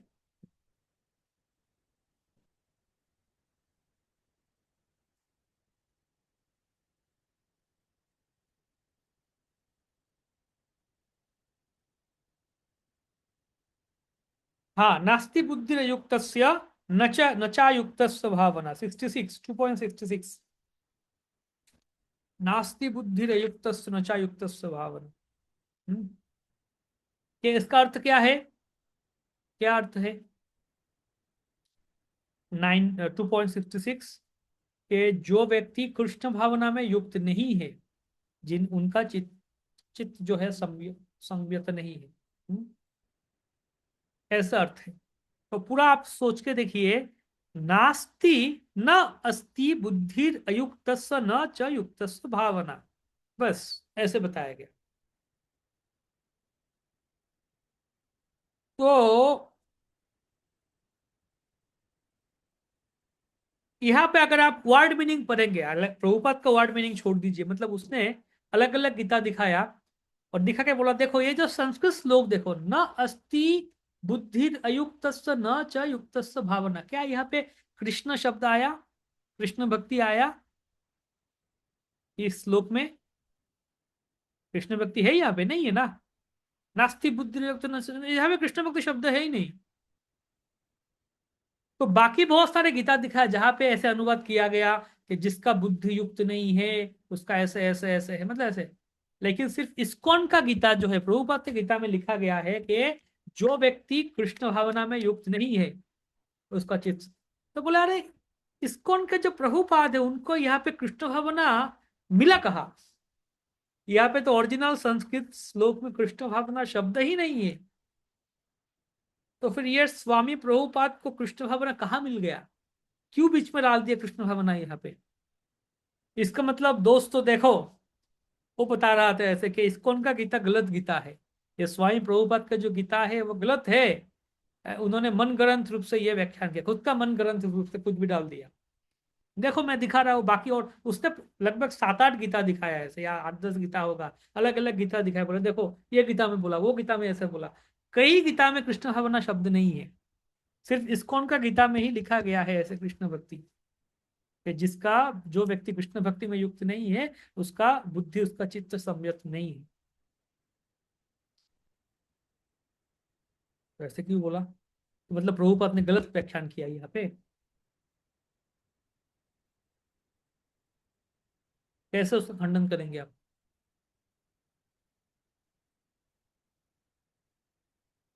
संस्कृत मूल श्लोक में तो विष्णु भावना है ही नहीं, प्रभुपाद ने क्यों लाया? तो इसको यह समझाना चाहिए कि भाई, एक कमेंट्री या भाष्य कैसे लिखा जाता है, ऐसे नहीं कि कहीं से भी लिख दो, और जो भी एज एक होता लिटरल ट्रांसलेशन, अक्षरिक रूप से जो है वो लिखा, डिक्शनरी स्टाइल नहीं, वो नहीं। उसका मूल भाव क्या है? तो एक आचार्य जब लिखते हैं टीका, पहले देखते हैं कि वो जो पूरा कोई भी किताब, अब ये छोड़ दो, कोई भी एक ग्रंथ मान लीजिए दूसरा कोई बुक है, मुझे इस बुक के ऊपर टीका लिखना है, तात्पर्य भाष्य लिखना है, तो कैसे लिखूंगा? एक देख लिया, लिख लिया, वो गया नहीं। मुझे पहले पूरा ये बुक को पढ़ना पड़ेगा, ये पढ़ के मुझे समझना है कि ये बुक का मूल मीनिंग क्या है, ये बुक का मूल मैसेज क्या है, इसका पर्पस क्या है। उसके अनुसार मुझे हर एक श्लोक को टीका लिखना पड़ेगा, व्याख्यान रखना पड़ेगा। तो गीता के मुख्य उद्देश्य क्या है, मुख्य पॉइंट क्या है Gita, what is the main theme of Gita? अगर पूछा जाए आपको गीता के मुख्य पॉइंट क्या है, मूल उद्देश्य क्या है? तो गीता के देखा जाएगा सबसे अहम या सबसे जो क्रीम क्रीम क्या है, गीता का मूल पॉइंट क्या? तो मूल एक तो है नाइन्थ चैप्टर, चैप्टर 9, शरणागति है, ठीक है, लेकिन और भी टू द पॉइंट में क्या बता रहे हैं आप? शरणागति मतलब क्या है, कैसे शरणागति? कोई बोलो शरणागति मतलब क्या? गीता का मूल क्रीम पॉइंट ये है, अब 9 चैप्टर पढ़िए, राजविद्या राजगुह्यम है ना, राजगुह्य योग, राजविद्या, मतलब सबसे इंपॉर्टेंट चैप्टर है गीता का। अभी ये चैप्टर का जो लास्ट श्लोक है क्या है? 9.34 क्या है? मन्मना भव मद्भक्त मद्या जीमाम नमस्कुरु, मतलब मन मना, मेरे बारे में चिंतन करो। हो गया। अभी 18, तो ये 9 चैप्टर मतलब सबसे इंपॉर्टेंट चैप्टर के एकदम लास्ट कंक्लूजन सिद्धांत है मन मना भव, मेरे बारे में चिंतन। फिर लास्ट चैप्टर भी देखिए, मिला लीजिए उसको, 18 अध्याय, एकदम लास्ट चैप्टर, मतलब गीता खत्म हो रहा है, वहां पे आकर जो अंतिम निष्कर्ष बताए भगवान, सर्वधर्मान परित्यज्य बताए। और 18.66, उसके एक श्लोक पहले मतलब 18.65 में क्या बताया?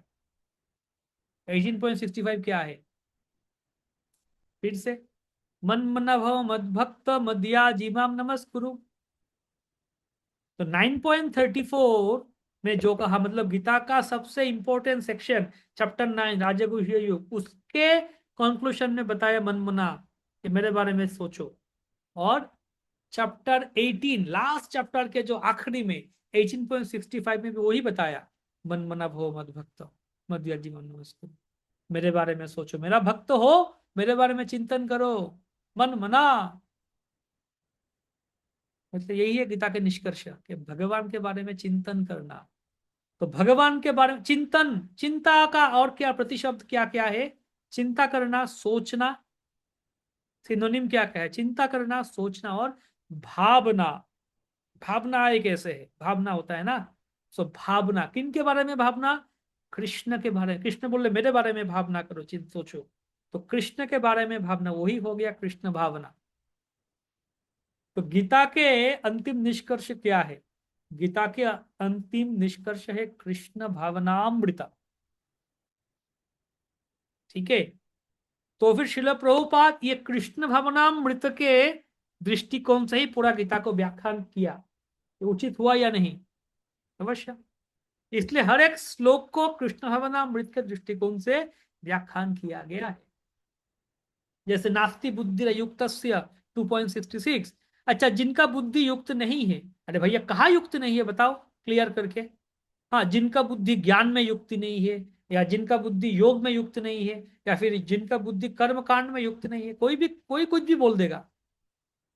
जिनका बुद्धि देवता पूजा में युक्त नहीं है, कोई कुछ भी बोल सकते हैं, लेकिन नहीं, ये गीता के जो अंतिम निष्कर्ष है कृष्ण भावना, उसका दृष्टिकोण से बताओ कि जिनका बुद्धि कृष्ण भावना में युक्त नहीं है।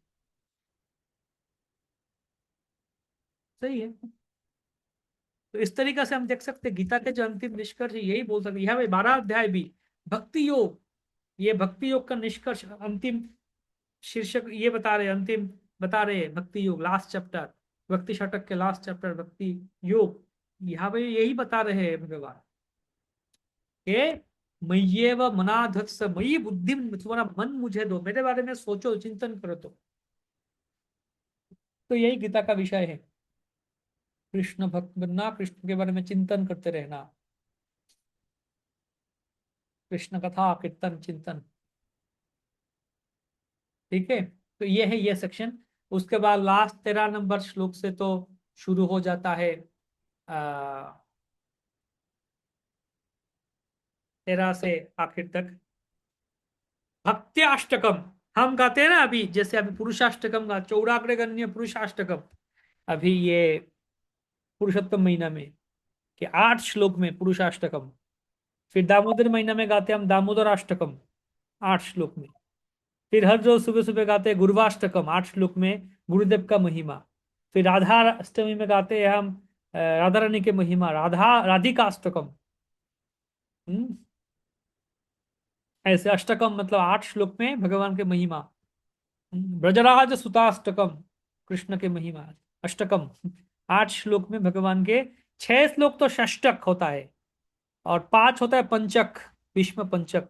6 मतलब षष्टक, 8 मतलब अष्टक, तो राधिकाष्टक। उसके बाद चौराग्रगण्य पुरुषाष्टक।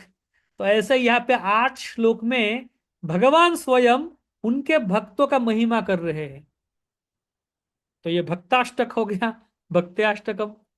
भगवान आके भक्ति के भक्तों का महिमा के, मेरा भक्त का ये गुण है, क्या क्या गुण चर्चा की है क्या पहले भी, फिर भी बताया जा रहा है कि अद्वेष्टा सर्वभूतानां मैत्र करुण एव च निर्ममो निरहंकार समदुख सुख क्षमी, ये सब गुण होना चाहिए। अद्वेष्टा, निर्मम, निरहंकार, समदुख सुख क्षमी, इन सारे गुण सब पूरा लिस्ट किया गया है। मेरा भक्त इन सब गुण जिनमें है वो प्रिय भक्त है। तो हरिनाम करना तो है, ठीक है, हरिनाम करो, लेकिन साथ साथ ये सब गुण भी होना चाहिए। जीव के प्रति दया, सम्मान, अद्वेष्टा, कोई द्वेष नहीं किसी के प्रति। हम्म। हर्षामर्ष भयोद्वेगे मुक्तो सो यस्स च मे प्रिय। जो खुशी, हंसी भी होता है, खुशी भी होता है, जो भी होता है उसमें ऐसा नहीं कि भैया इतना सुख का खबर आ गया, गुड न्यूज, तो एकदम इतना पागल हो गया गुड न्यूज में, चलो भगवान को ही भूल गया। या फिर वो बुरा न्यूज हुआ, बैड न्यूज, फिर भगवान को भूल गया।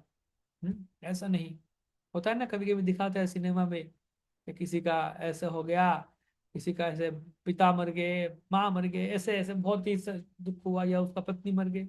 वो व्यक्ति नास्तिक बन जाते हैं, बोलते नहीं भगवान ने मेरा ऐसे ये कर दिया, मैं अब भगवान को नहीं मानता हूँ, भगवान ने ऐसा कर दिया वैसा कर दिया, मैं भगवान को नहीं मानता हूँ।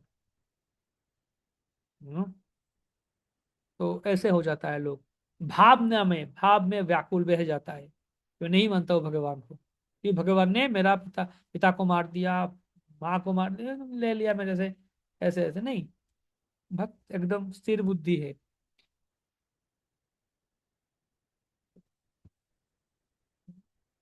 और भी गुण के बारे में कहा गया। वैषयिक सुख, इंद्रिय सुख के द्वारा उतना उद्वेलित नहीं होता है। शुचि, दक्ष, भक्त दक्ष भी होता है सब कार्य में। उदासीन, भौतिक चीजों में उदासीन, उद्वेग नहीं है, कोई उद्वेग नहीं, अरे ये नहीं होगा तो क्या होगा मेरा, उद्वेग नहीं है। सारे फल भगवान में अर्पण कर देते, फल त्यागी, भगवान में सारे फल अर्पण कर देते हैं। जो प्रतिकूल है उसका, खुद के लिए बड़ा बड़ा मकान बना लिया, बड़ा बिल्डिंग बना लिया, इतना प्रयास नहीं, भक्त का उतना उतना उत्साह नहीं। लेकिन भगवान के लिए मंदिर बनाऊंगा मैं, उसमें उत्साह दिखाते हैं। खुद के लिए इतना बड़ा बिल्डिंग बनाऊंगा, उसमें उतना उत्साह नहीं।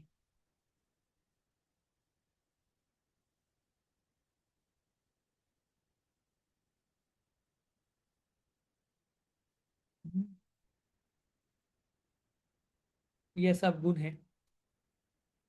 कभी कभी अच्छा हो सकता है भक्त के लिए, कभी वो स्वादिष्ट व्यंजन मिल सकता है, खाना मिल सकता है, वाह। और कभी कभी खाना ना भी मिल सकता है, दोनों में खुश है। कभी कभी कहीं पे जाएंगे लोग अच्छा से सम्मान करेंगे, आइए आइए बैठिए। कभी कभी जाएंगे लोग धक्का मार के निकाल भी देंगे। ठीक है।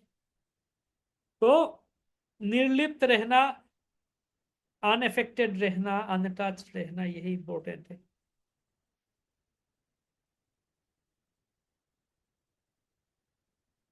ठीक है।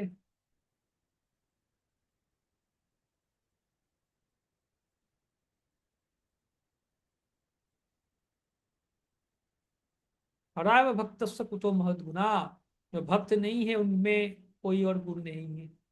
भक्ति में ये सब गुण रहता है। सो इस अध्याय में 2 नंबर श्लोक से आखिर तक हम्म, भगवान, उनके उनके निकट जाने के लिए, उनका प्रिय भक्त है, उनके सब गुण बताया गया है। कैसे कैसे भगवान के पास जाया जा सकता है, बताए भगवान, पूरा तरीका बता दिए। इस अध्याय में बताया गया है कि साधु संघ के प्रभाव से अनन्य भक्ति के साथ भगवान का सेवा करेंगे तो भगवान के प्रति आसक्ति आता है। उसके द्वारा सद्गुरु प्राप्त होता है, नवदा भक्ति, साधु श्रद्धा, साधु संग, श्रवण कीर्तन होता है, दृढ़ विश्वास होता है, इसके द्वारा भक्ति करते हैं। तो भक्ति का पूरा तरीका बताया गया। तो गीता का ये मजला जो 6 अध्याय है, 7 से 12, इसमें भक्ति के बारे में जो बताया गया, बोले बहुत आसान है, प्रभु ने बताया बहुत आसान है, ये इतना सोचने का जरूरत नहीं है। भगवान के कृपा से सब कुछ आसानी से हो जाता है। उत्साह दिया गया, ये पे आसान है, भक्ति करते जाना है, करते जाना है, भक्ति हरि नाम करते जाना। कभी कभी लगता है हमें इतना भक्ति कर रहे हैं, आगे तो बढ़ नहीं रहे, इतना समस्या, प्रभु इतना समस्या, इतना ये है, मन में इतना इच्छाएं भी है और मतलब आसक्ति भी है, भक्ति करके जब भी हो नहीं रहा है, क्या तो है, अच्छा से करना चाहिए हो, लेकिन उत्साह नहीं हराना चाहिए। और ऐसा नहीं कि कुछ नहीं हो रहा है, हो रहा है, थोड़ा थोड़ा करके जा रहे हैं हम, लेकिन हो सकता है धीरे धीरे जा रहे, लेकिन हो रहा है, प्रगति हो। ऐसे सोचते हैं ना हम कि भैया आप भक्ति में तो आगे बढ़ नहीं पा रहे, ऐसे करें, ऐसे सोचना ही भक्ति में आगे बढ़ना। हम ऐसे सोच रहे हैं मतलब यही भक्ति में आगे बढ़े, हम थोड़ा सा तो आगे बढ़े।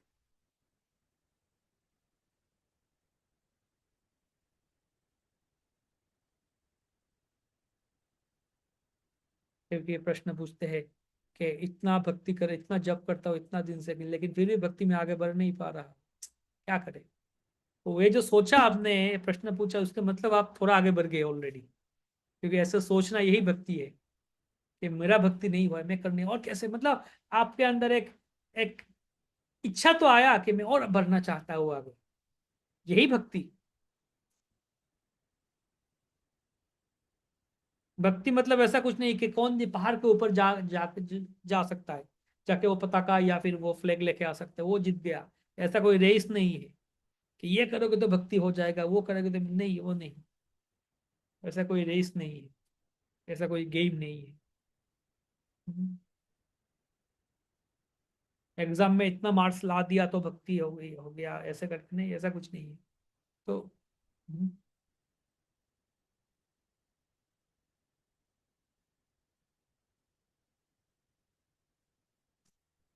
ठीक है, आप सबको धन्यवाद। इतना दिन हम एक साथ क्लास किए हैं और ये भक्ति षटक पढ़े, समझने का प्रयास किए हैं। कुछ प्रश्न है आपका ये 6 अध्याय के ऊपर आधार करके, या कुछ भी पूछ सकते हैं।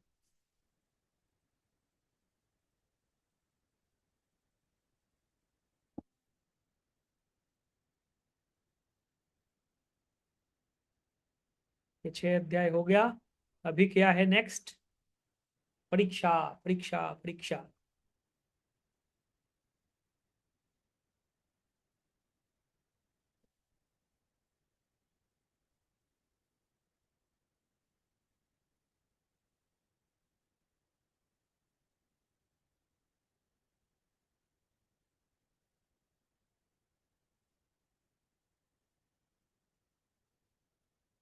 ठीक है,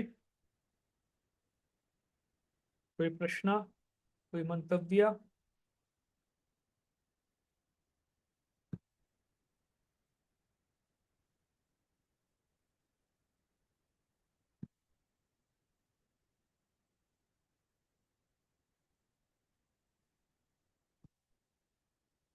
ठीक है, धन्यवाद सबको, अच्छे से पढ़िए और परीक्षा दीजिए।